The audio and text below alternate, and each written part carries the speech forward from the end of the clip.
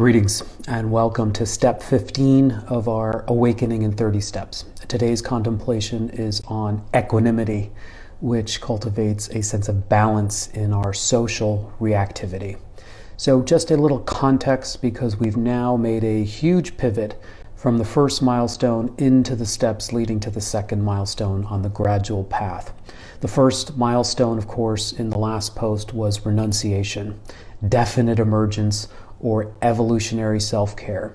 All the steps preceding the first milestone really help us with the tools and insight and vision and motivation for what's called self-liberation, to free oneself, to see oneself as being mired or stuck in a self-perpetuating hamster wheel of misery, of blindness, of unconsciousness, of being knocked about tirelessly since beginningless time, and to finally look at the true causes and to eliminate them and to be free.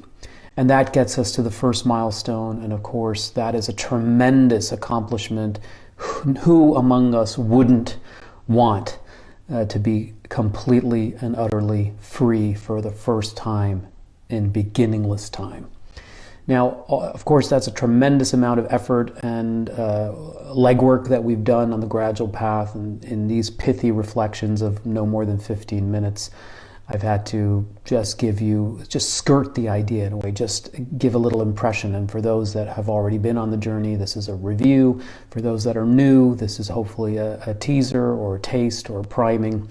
Nevertheless, in the Contemplative Studies program, we took almost half of the 2 years, nearly 80 hours of lectures to cover where we are right now in the gradual path. The ascension to the first milestone of renunciation took 4 modules: Master Your Becoming, Trauma-Informed Dharma, Return with Elixir, and Find True Refuge.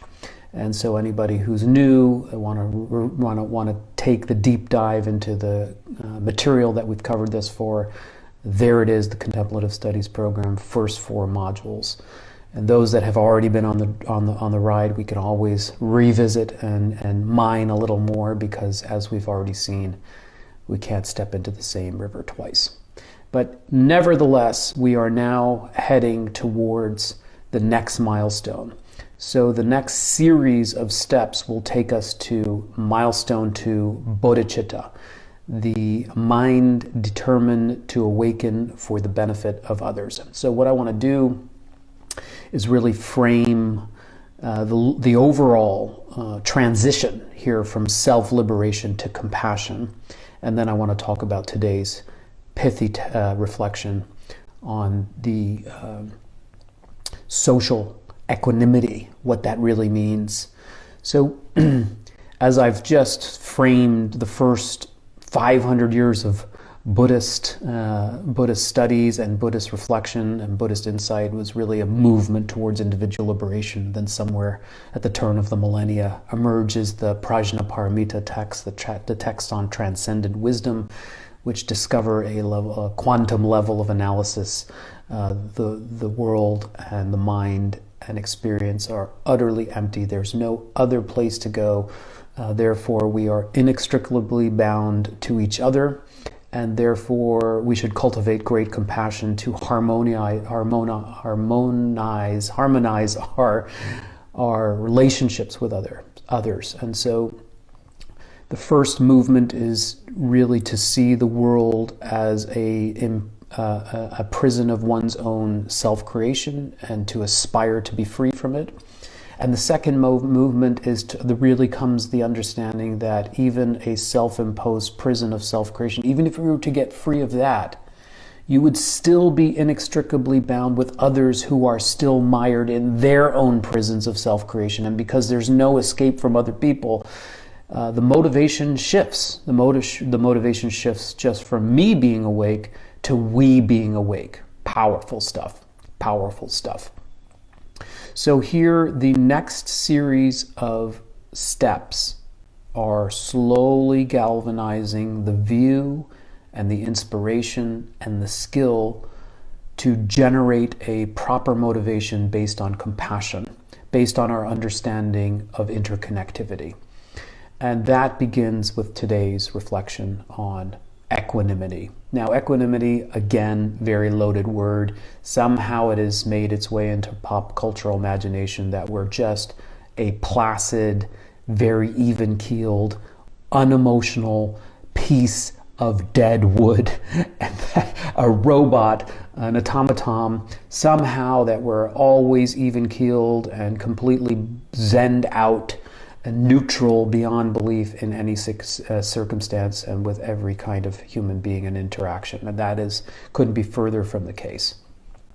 Here what we're talking about is the platform, the foundation for the development of the altruistic wish to awaken for benefit of others, the compassionate wish to engage with others, requires us to work on and be honest and to work on our emotional reactivity, how we normally interact with others.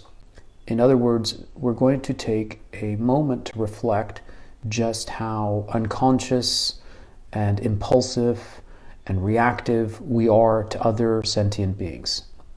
An honest inventory, and then upon that we can begin to temper and train the ways in which we automatically respond. Now, of course, everything is in the context of karma, so just look at our reactions to others as conditioned responses. They can be conditioned by so many reinforcement contingencies, childhood interactions, brain development, social-emotional cues, evolution, you name it. There are a whole co-arising of forces and factors, and now social media, of course, as another major amplifier of social interactions, priming us to respond and relate to each other with jealousy and with envy and insecurity and attachment and clinging and neediness and disgust and repulsion. It's all being amplified, our little brains and our guinea pigs on these little tiny screens. So here's a good opportunity actually to implement the social emotional training in our own Instagram worlds and our interactions with others. So what are we balancing? So the normal ways, the habitual ways that we interact with others falls into three categories. There is our reaction to loved ones, our reaction to unloved ones, enemies sometimes, difficult ones, challenging ones, and our reactions to neutral ones. Our conditioned habitual responses to loved ones is one that is tainted with conditional love or attachment. Our normal or conditioned response to the unloved ones or the enemies is anger or aversion or repulsion. And our reactive or karmic or conditioned response to strangers is one of disinterest.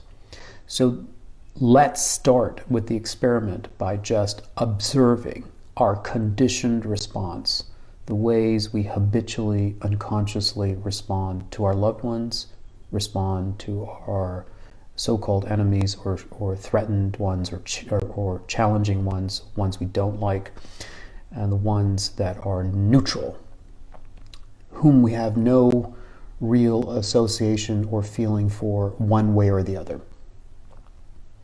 And to check the mind, check for the conditioned attachment, clinging, neediness, or conditional love that we have for the loved one. In other words, secretly are we harboring a wish that the loved one love us back?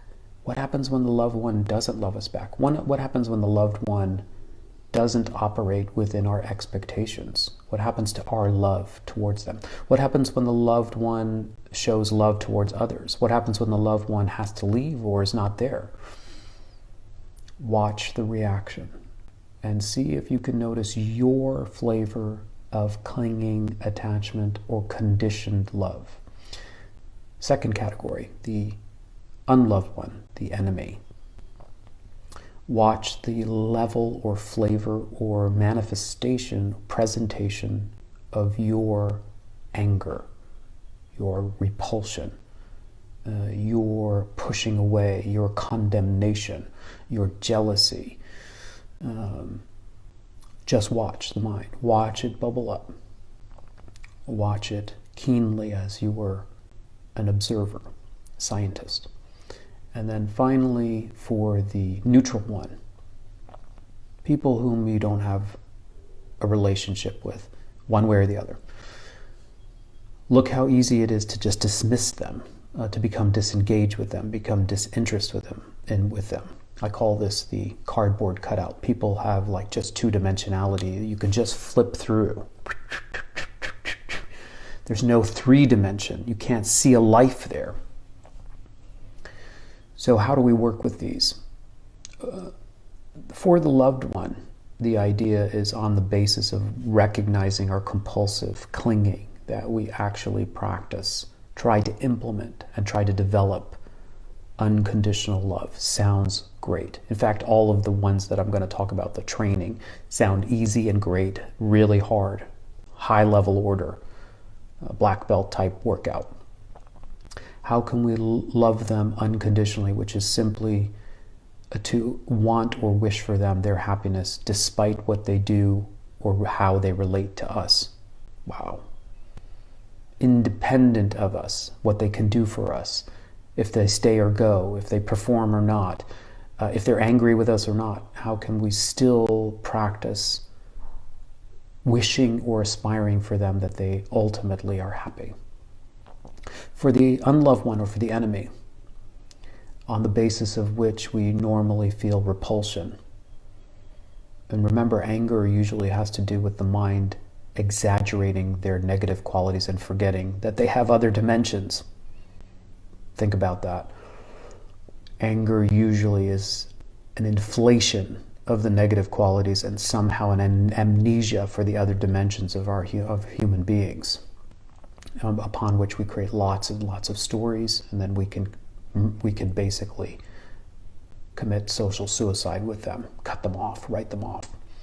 So the idea here is on the basis of strong anger, a karmic ripening, can we begin to extend compassion, which is not some mamby-pamby compassion, let me offer you my shoulder to cry on, is the wish that they be free of suffering, rather than the wish that they be terminated and ostracized and condemned.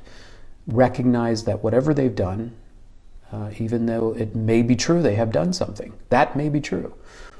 But rather than letting anger and animosity and resentment fester in our imaginations through repeated storytelling, what if we were to begin to try to see that there's a scared child there, or an incapable child there, or an untrained child there, or someone who never had a chance, or what if we could frame it in a way where we still saw them as mammals, social creatures in need of love and safety, at least, even if we weren't going to interact with them, we we're going to set a boundary and not interact with them, but at the level of the spirit of our thinking about them, may they be free from suffering, maybe they be free from delusion, maybe they free from their own nightmare making, because if they were free from their nightmare making, maybe what they did to me would have never happened.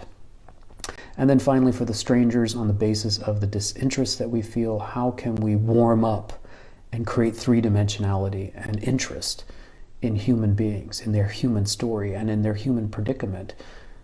So develop genuine interest. So for the loved one, develop unconditional love. Sounds easy. For the unloved one or the hated one, the difficult one, the enemy, create compassion. Develop compassion, the wish that they be free from suffering. And for the stranger, develop genuine interest, true dimensionality into their human circumstance. And this is required foundation for the successive steps leading to the second milestone of altruism. That's the reflection for today, 15. Step 15 out of 30. Halfway there, guys. Step 15 of the 30 steps of the gradual path. The beginning of the steps towards altruism. All best wishes.